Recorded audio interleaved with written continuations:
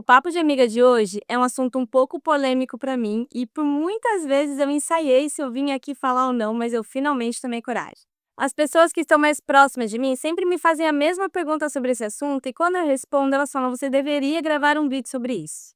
Só que acontece que esse vídeo é uma experiência pessoal.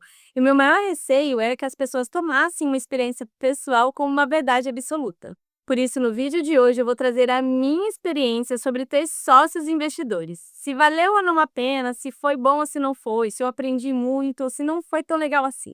E se você está aí do outro lado e querendo buscar um sócio investidor, querendo entrar nessa jornada, fica aqui nesse vídeo que hoje eu vou trazer toda a minha experiência pessoal sobre esse assunto.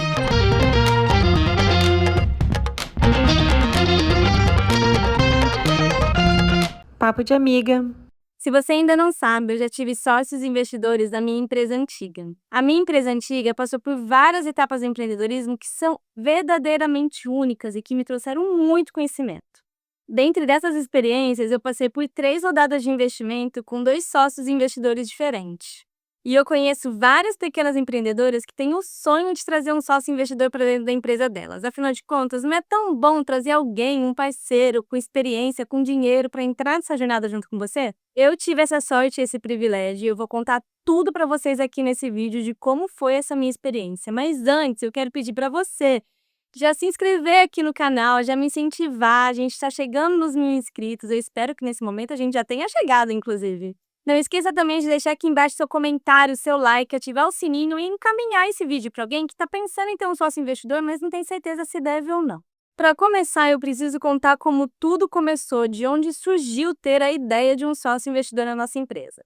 O ano era 2017. Naquela época, a empresa tinha 1 ano e pouco, quase 2 anos, e trabalhava nela apenas eu e a minha sócia e mais ninguém.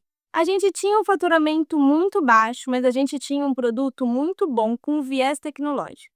Naquele mesmo ano, estavam nascendo vários e vários fundos de investimento buscando empresas de tecnologia para investir, fazer crescer e tudo mais. Mas nunca passou pela nossa cabeça ir atrás desses investidores, porque a gente realmente nem sabia como fazia, nem sabia por onde começar. Era um assunto muito novo e a gente conhecia poucas pessoas que estavam passando por esse momento. Mas o que a gente tinha era um bom trabalho, uma boa entrega e um bom marketing, até que a nossa empresa chegou na mão de um investidor. Eu me lembro como se fosse hoje. Era um domingo à tarde e começou a surgir um monte de pergunta um pouco estranha no chat do site e eu respondi prontamente, um domingo à tarde. Isso já chamou a atenção desse investidor. Mas esse investidor só tinha conhecido a nossa empresa, nosso site, porque ele estava no mesmo ambiente que a minha sócia. Então ele escutou a minha sócia contando com muito amor e com muita paixão da nossa empresa e se interessou por ela. Então, eu acho que o primeiro interesse dele veio por um bom trabalho e uma boa entrega. Eu acho que ele se impressionou pelo tanto que a minha sócia falava com muito amor e paixão dessa empresa e o quanto eu fui rápida e ágil e simpática no atendimento com ele. O que eu posso dizer sobre esse caso é que a gente teve sorte. Mas existe uma coisa sobre a sorte que pouco se fala. A gente estava preparada para quando a sorte bateu na nossa porta. Imagina a gente tendo essa sorte, sendo uma empresa desestruturada e sendo uma empresa que não consegue responder bem um chat, tirar bem uma dúvida do consumidor, ou ser uma empresa onde um dos sócios não consegue explicar bem o que a empresa faz. Então eu considero sim que a gente teve sorte, mas eu considero também que a gente já tinha um bom trabalho envolvido nisso. Esse sócio investidor na época, ele estava investindo já numa outra empresa que tinha um viés muito parecido com a nossa e o investimento tinha dado muito certo e ele resolveu replicar o modelo de negócio na nossa empresa e a gente topou. Mas foi aí que começaram a surgir os erros do nosso amadorismo sobre ter um sócio investidor. O que a gente mais queria e mais esperava dele era a experiência, o conhecimento, a entrega. Mas a gente não soube combinar isso muito bem com ele. A gente ficou na expectativa de receber uma coisa e ele ficou na expectativa de entregar outra e em algum momento a gente se desalinhou. Essa rodada de investimento durou 1 ano e a gente vendeu quase metade da nossa empresa para ele. E esse foi um outro erro nosso. Por quê? Quando você vai fazer uma rodada de investimento, vai fazer uma venda da sua empresa, você precisa fazer um valuation, que é um cálculo financeiro de quanto vale a sua marca, de quanto vale a sua empresa. E a gente não sabia fazer isso, a gente nem sabia que isso existia, a gente não fez isso. Então a gente vendeu parte da nossa empresa baseado no nosso contrato social e não baseado no valor da nossa marca.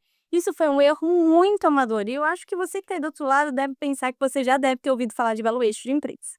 Então, quando estava quase completando 1 ano desse primeira rodada, desse primeiro investimento, que a gente já tinha vendido quase metade da nossa empresa para essa pessoa, a gente quebrou. Quando eu digo quebrar, é a gente quebrar mesmo. A gente não tinha dinheiro para pagar os nossos funcionários, os nossos fornecedores, o nosso marketing, nada. E você deve estar me perguntando, como isso aconteceu? Se você tinha um sócio investidor, o que aconteceu?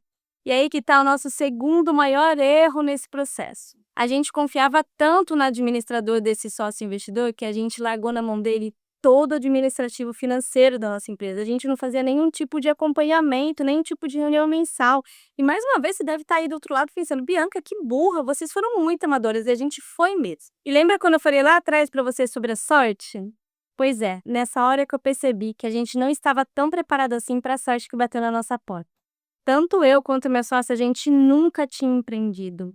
A gente estava numa outra época de informação. Não tinham cursos como o meu e não tinha tantas informações assim no YouTube como tem hoje. E a gente não tinha para quem perguntar, para quem saber. E esse é um dos principais motivos de eu ter um curso para ajudar pequenas empreendedoras hoje, porque eu me sentia muito sozinha naquela época. Então, estando com a empresa quebrada, cheia de dívidas, a gente conversou com esse sócio investidor e a gente convidou ele a se retirar no risco e ele topou. A saída no risco significa que a gente não precisou pagar nada para ele de volta do investimento que ele colocou na nossa empresa. Então ele saiu e a gente ficou com a dívida e nessa hora a gente precisava mais do que nunca de um outro sócio investidor. Afinal de contas, nem eu nem ela tinha capital para bancar tudo aquilo que estava acontecendo, mas a gente não queria desistir do projeto. Então, diante de tantos aprendizados, a gente passou pela segunda rodada de investimentos, mas dessa vez mais madura, com mais experiência, com mais noção do que a gente queria. Dessa segunda vez, a gente colocou na nossa cabeça o seguinte, essa é uma dica que eu dou para você que está procurando um sócio investidor. A gente entendeu que se a gente fosse pegar só o dinheiro de alguém, igual a gente fez com essa primeira rodada, a gente preferia pegar esse dinheiro num banco. Porque, afinal de contas, o tanto da nossa empresa que a gente estava vendendo para esse investidor já estava juros muito mais alto do que um juros de banco. Nessa segunda rodada, a gente foi bem enfática que a gente não queria só o dinheiro, mas a gente também queria a expertise desse novo investidor. Na época, a gente tinha um sonho de criar um app para escalar a nossa empresa e esse investidor tinha uma veia de tecnologia muito forte, inclusive ele tinha pessoas e equipe muito experientes na criação de app. Aí sim, parecia que o conto de fadas de ter um investidor estava começando a virar realidade, já que a gente de fato tinha encontrado um parceiro que fosse presente na operação da nossa empresa, no nosso dia a dia, que trocasse com a gente com mais frequência. E a gente mais madura também estava acompanhando melhor essa troca, acompanhando melhor o financeiro, acompanhando melhor o trabalho desse sócio junto com a gente. Parecia que estava indo tudo bem. Mas a gente escolheu criar um app com eles. Eu acho que se a gente tivesse escolhido não criar um app, apenas usar a experiência deles como gestores, como empreendedores, como empresários que eles eram, eu acho que a gente teria saído melhor. Mas ao desenvolver uma tecnologia, a gente começou a se ver num mundo meio parado. Se você está pensando em desenvolver um app, eu já preciso te falar que 2 anos de atraso é normal se não for pouco. E com 2 anos de atraso, o dinheiro acabou. E é claro que a gente se viu na situação de estar quebrada mais uma vez.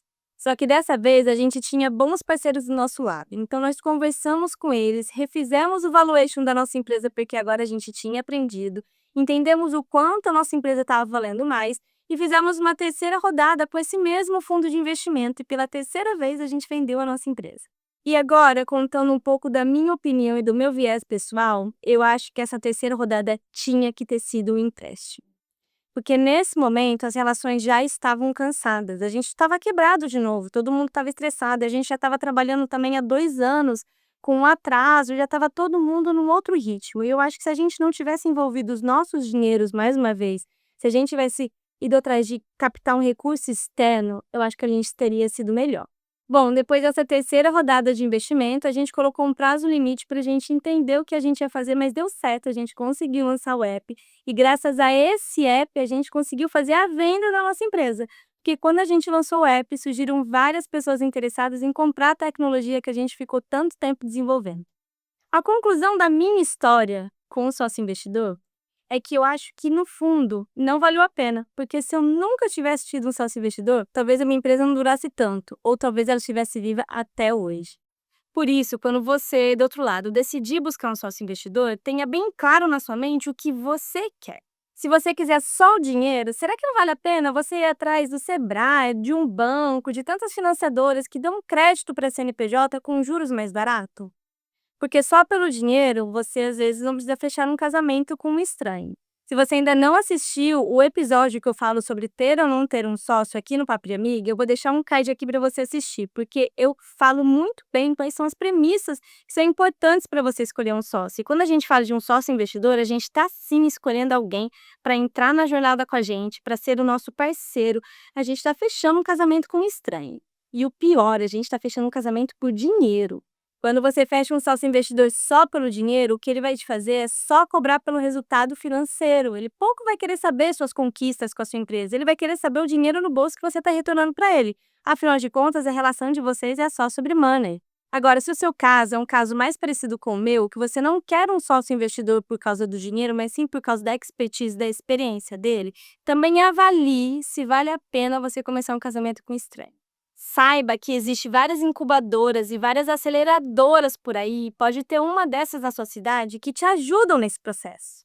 Essas incubadoras e aceleradoras, elas selecionam alguns projetos e se você consegue entrar, você passa a ter consultorias com profissionais da área que pode ajudar você a alavancar a sua empresa. Não é sobre dinheiro, mas é sobre a expertise, é sobre o conselho. Às vezes é isso que você está precisando, e às vezes você vai encontrar isso de uma maneira mais fácil e mais barata se você não envolver um sócio investidor.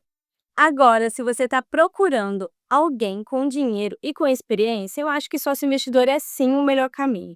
Mas ao fazer isso, lembre-se que você está trazendo um sócio para a tua empresa, que você está casando com uma pessoa, que você está fechando um contrato duradouro, que você vai precisar se relacionar com essa pessoa periodicamente, então você precisa gostar dela. Vocês precisam ter a mesma vontade, o mesmo desejo com a tua empresa, afinal de contas vocês estão se unindo por um bem comum. Fique você sabendo que o investidor, antes de investir numa empresa, ele pesquisa muito sobre aquela empresa, ele faz muitas perguntas, ele pergunta várias coisas sobre o seu faturamento, sobre o seu produto, sobre a sua empresa, então você também deve fazer essa pesquisa sobre ele.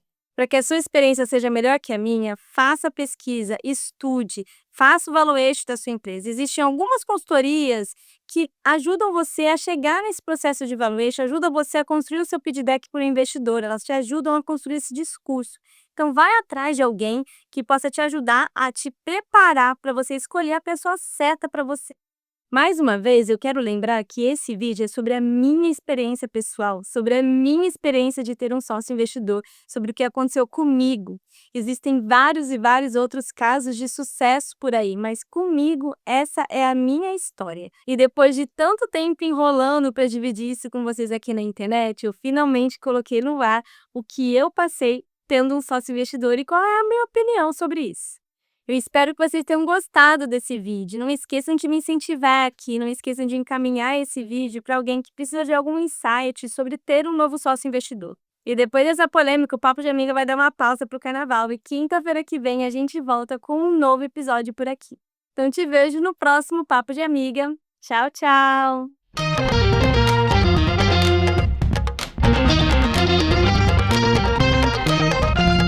Papo de Amiga.